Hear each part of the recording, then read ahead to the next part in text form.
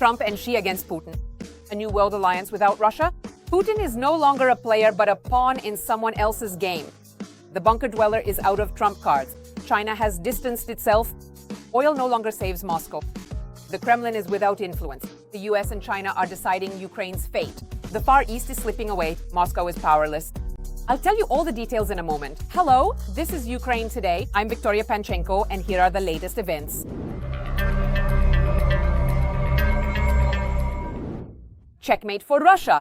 After meeting with the Chinese leader, Trump gave it a score of 12 out of 10. Tariffs will be reduced, and they will work together on the war in Ukraine. A geopolitical upheaval that no one expected. The US and China struck Russia from both sides and threw Putin overboard from global politics. After the first meeting in 6 years between Donald Trump and Xi, it became clear that Moscow is no longer a player, but a pawn that was calmly taken off the board. One of the main topics of the talks was the war in Ukraine. We talked about this for a long time, and we will both work together to see if we can do something. We agree that both sides are currently locked in a struggle. But Xi will help us, and we will work together on Ukraine. It is especially telling that the issue of Russian oil was barely mentioned. Trump emphasized that they are focused not on raw materials, but on peace.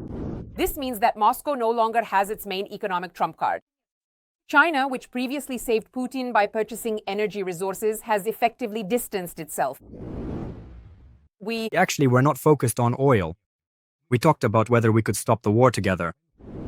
Trump called Xi a great leader of a great country and immediately announced a reduction of tariffs on Chinese goods from 20% to 10%.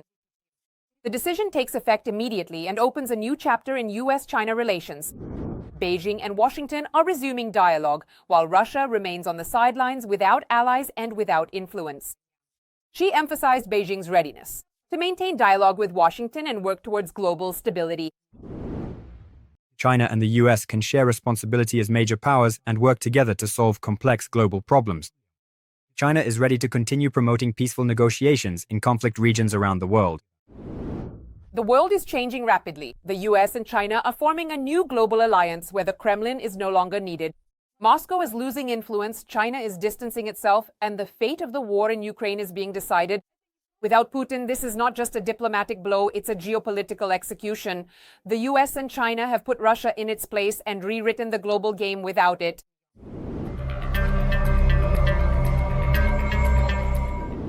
Moreover, Trump is breaking into the heart of Central Asia. The US president is ready to personally meet with the leaders of the 5 regional countries to discuss trade, investment, and security. All of this is under the banner of strengthening America's position in what used to be Moscow's sphere of influence. Russia is watching from the sidelines while Washington strategically sets its geopolitical traps. Central Asia is in the crosshairs of the US. Trump is ready to play big, and it seems the Kremlin once again finds itself in the role of a spectator. Watch all the details right now. Donald Trump has invited the leaders of Central Asia to a US summit. The meeting will take place in the C5+1 format in Washington. So, as you can clearly see now, we can see how the United States and the People's Republic of China are trying to divide the world. While Russia is not factored into this equation. On November 6th, the leaders of Kazakhstan, Kyrgyzstan, Tajikistan, Turkmenistan, and Uzbekistan will arrive in the American capital. The United States of America is trying to strengthen its influence in a region that for many years was considered predominantly a Russian sphere of influence. It should be noted that Central Asia, squeezed between Russia and China and economically dependent on these 2 major neighboring powers, is trying to balance its foreign policy by declaring a multi-vector approach. We're talking about investments such as access to American markets and energy and technology initiatives and projects. And of course, cooperation in the field of security. For the countries of Central Asia, this is not merely a protocol visit. In my opinion, it represents an important opportunity to carefully balance between the major centers of power. None of these states wishes to become entirely dependent on either Moscow or Beijing. At this time, they are clearly demonstrating a willingness to play a more independent and self-directed role. The president of Kazakhstan, Kassym-Jomart Tokayev, has already sent Trump a letter expressing his sincere gratitude for the invitation and called the meeting timely. Tokayev noted that he shares the main goals of the US president's domestic and foreign policy, particularly the defense of traditional values based on principles of common sense, as well as the American leader's commitment to protecting peace and security. He is also actively trying to seek out and consider possible alternatives in the area of foreign policy. And he clearly understands that if the Russian Federation manages to achieve some of its objectives in Ukraine, then Kazakhstan could very well become one of the next potential victims of the Kremlin's ongoing expansionist policy. This is a significant concern for the region and for Kazakhstan's own sovereignty and security. It is reported that the invitation to these countries was preceded by the arrival in Central Asia of the U.S. Special Envoy for South and Central Asia, Sergio Gore, and Deputy Secretary of State Christopher Landau. I don't think this will be a very quick process.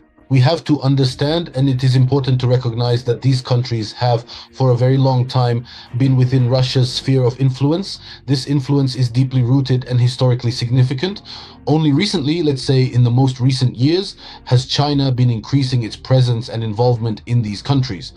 However, the United States, given their various capabilities, resources, and strategic interests, can, over time and through persistent efforts, gradually win these countries over. And I think these countries can, if they choose, position themselves as those pursuing a multi-vector policy, meaning they can maintain relationships and balance their interests with multiple major powers rather than aligning exclusively with just one. Development on the international stage. And let's put it this way, no one will really be able to make any claims against them for that. This week, members of the U.S. Congress called on Donald Trump to hold a summit this year with the leaders of Central Asian countries in order to advance the United States' strategic goals in the region, including cooperation in security, economic ties, soft power, and effective governance. This will be the second summit in this format. The first one took place in 2023 in New York on the sidelines of the UN General Assembly. Moscow was expecting support, but instead received a cold blow, a slap in the face from Beijing. Putin's empire is collapsing. Russia is turning into a colony of the Celestial Empire. Beijing is taking everything. China is shifting the balance of power. Putin has been thrown overboard. All the details are coming up in the report. China is Russia's main partner, helping it keep its economy afloat and continue the war in Ukraine. What were they shouting? They were shouting, "Come on, good job! China, well done! China, hooray!" I count on maintaining effective and regular contacts with President Vladimir Putin, the President of the Russian Federation, in a variety of forms and settings. These interactions, which may include meetings, phone conversations, and written communications, are important for the sake of promoting the dynamic, stable, and long-term development of the relationship between China and Russia. But is that really the case? After all, at the same time, China denies selling weapons or components to Russia, and Chinese banks have stopped transactions with Russia because of sanctions. Pairs, groups, tens of millions of Chinese soldiers. That would be just what we need right now. And why do you think so? Why not? Why? Do you really think soldiers are only supposed to... Oh, I look at the Belgorod region and think how much we're missing. The Chinese army, the people's nature. Very often we hear statements from China that it has never sold weapons to Russia and that China supports Ukraine's territorial integrity and wants an end to the Russian-Ukrainian war. Just 3 years ago, propagandists were rejoicing, saying, "Let Western companies leave, we'll buy everything from China." Now we've bought a wonderful Chinese car, absolutely amazing. It's many, many times cheaper than the cars we used to buy before. I bought myself 3 pairs of Gucci shoes, 2,000 rubles each. Wonderful, probably made somewhere in China as well. I hope here too. Fake, of course. As a matter of principle, now I only buy fakes. There's no need to even comment on what came of this. That very Chinese support for the Russian economy resulted in the bankruptcy of Russian manufacturers. And just look at what, for example, the soldiers are driving. What, Russian-made vehicles, right? You have to be a real patriot to drive a Patriot. Because it costs a fortune, constantly breaks down, and the spare parts are insane. That's why the guys drive Chinese vehicles. And now they need motorcycles. Russian ones? No. For some reason, yes, there are very few Russian ones. There aren't any Russian ones at all. That's exactly the point. No, Russian motorcycles simply don't exist. So what is it then? We have no idea. If you look at the Russian Federation from an economic perspective, they simply use it as a basic sales market. As for things not related to, say, the military industry, civilian engineering has basically, as they say, been reduced to zero. And Russia has literally turned into a raw materials appendage for China. By the way, Foreign Minister Lavrov came up with a very apt metaphor, calling Putin Xi Jinping's lackey. A guest, as they say in the East, is both a guest and the master's lackey. That's why all the programs, of course, depend on the gracious offers that the Chinese president and his team have made to our president. basically, from an economic standpoint, all China needs is cheap raw materials, which, by the way, Russia has in abundance. And it's not just gas and oil. It's also lithium, timber, valuable metals, and in fact, gold as well. In other words, all the things that are later used in China itself to manufacture goods for the whole world. And this situation manifests itself in a wide variety of ways. China has officially approved new geographic maps on which part of Russian territory, Bolshoi Ussuriski Island, is recognized as Chinese territory. In fact, the Chinese have already settled vast areas of Siberia and turned the territory into their own colonies.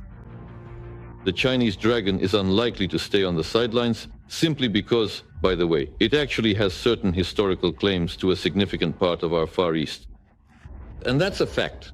Of course, at first, there was enthusiasm, but gradually it faded, and eventually we all realized that Asina had become a Chinese colony. It's simply a slave-owning enterprise. It's a slave-owning enterprise, or a prison, call it what you will, where they put overseers in place so that they keep the workers in check, because there is still resentment after all. And the workers in Asina would go out to... The Asina is not China protest. And they also threaten, they regularly threaten, saying, you won't be able to get a job anywhere in this city. Here's your black mark. So sit quietly and keep your mouth shut for your 15 to 30,000.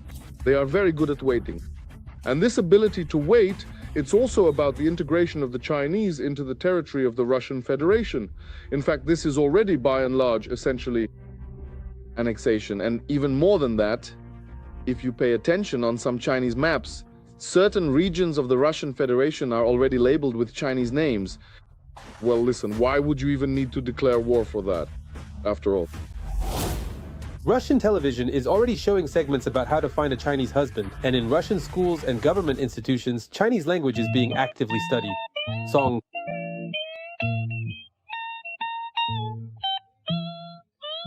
In Chinese, please. It is divided into two camps. Those who want to study it and those who are skeptical and say, why do we need Chinese? We're not planning to go anywhere.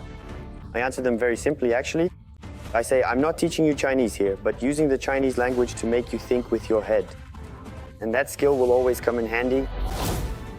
Putin constantly tries to characterize relations with China as a strong friendship, but China's Xi Jinping literally spat in Putin's face, taking away from Russia that very great victory.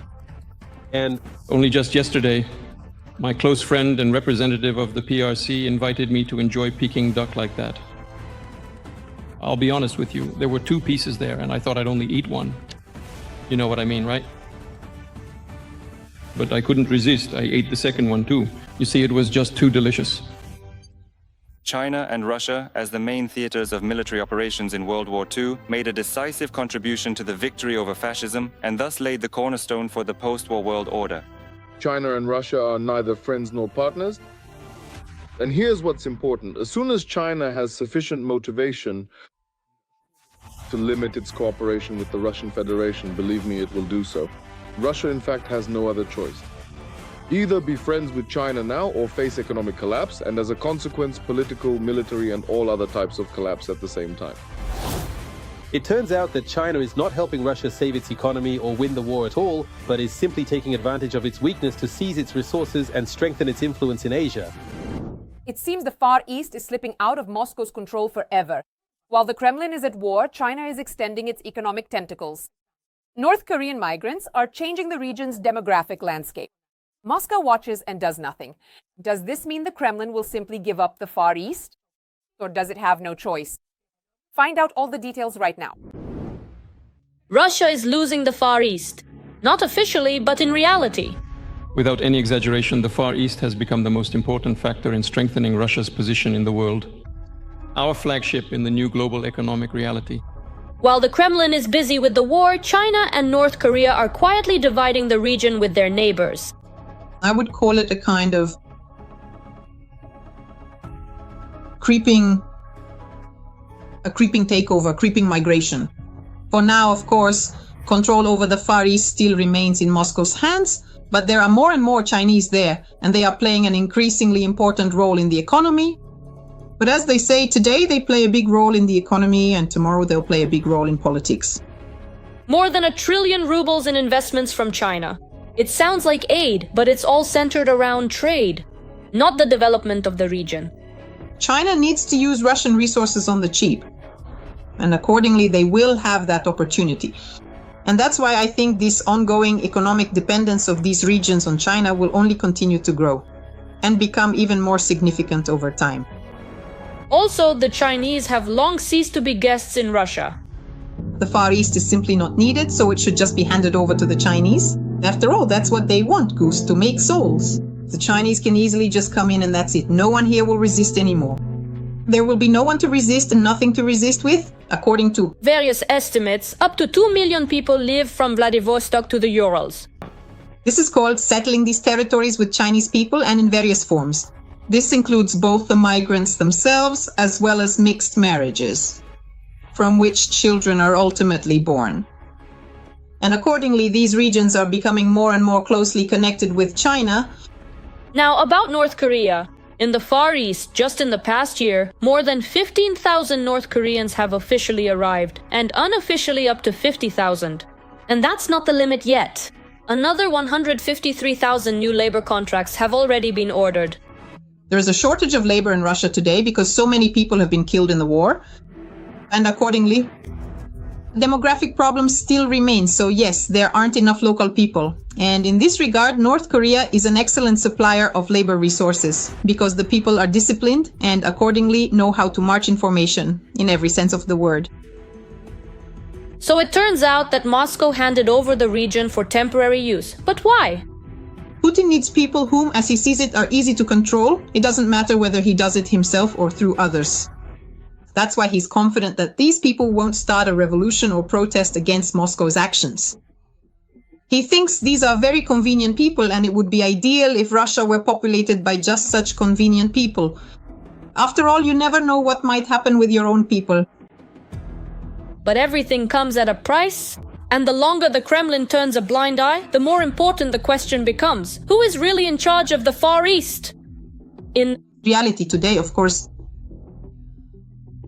Russia is, in the current geopolitical landscape, essentially a vassal state of China, a position that China primarily leverages in order to exert significant pressure on the European continent and its nations. And we must understand that the ongoing global confrontation is, of course, not truly between Russia and NATO, but rather, at its core, it is a struggle between the People's Republic of China and the United States of America, as well as between China and the countries of Europe.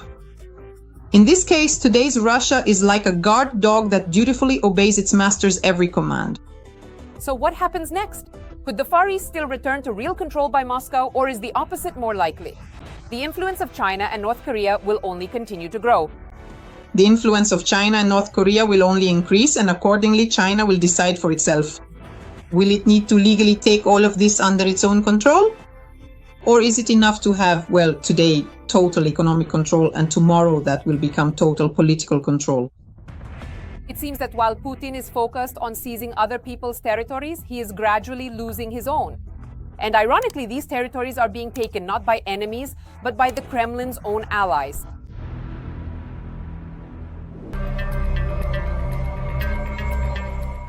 This marked a sharp turn away from Moscow. China began to refuse Russian oil after the new US sanctions were imposed. State-owned energy giants such as Sinopec and PetroChina are currently staying on the sidelines, having cancelled some previously scheduled Russian oil shipments after last month's imposition of new US sanctions against major Russian oil companies Rosneft and Lukoil. Meanwhile, smaller private refineries in China, which are commonly referred to as teapots, are also holding back from making purchases, as they are fearing the possibility of facing similar penalties or restrictions in the near future. Russia is starting to panic. This is a real hit to the wallet. The main buyer has started to turn off the taps. And here are the first results. Shipments have dropped by almost 400,000 barrels per day. That's about 45% of all Russian oil exports to China. And not so long ago, it was Russia that was the main oil supplier for its ally. But now everything is going to hell. The oil friendship is falling apart at the seams. China is looking for profit, not pitying the Kremlin. And it seems that the era of cheap Russian oil is coming to an end. Then here's another powerful slap in the face for Putin. A once loyal friend has started to take a region away from Russia. China is turning Siberia into its own resource base. This was reported by the Ukrainian Foreign Intelligence Service. One of the key examples is the Zashulan coal deposit in the Transbaikal region. Its development is being carried out by a joint venture between Russia's N+ Group, owned by Oleg Deripaska, and China's Shanhua Group. The cooperation is planned for 100 years, and the Russian authorities have granted the company tax benefits. Starting in 2027, it is planned to transport 5 million tons of coal to China annually. That's about 500 trucks per day. Moreover, a highway is being built for this purpose, and the jobs are going not to locals, but to Chinese specialists. The machine has been set in motion. Up to 2 million Chinese citizens already live in the Far East. It seems this is only the beginning of a silent occupation. Even the symbol of Russia's natural wealth, Lake Baikal, is gradually becoming part of China's economic interests. This underscores just how much Moscow has lost control over its own resource-rich regions. Every voice matters. Join our community, support independent journalism, and help us bring you the truth from Ukraine. Become a member of Ukraine Today. Join us now.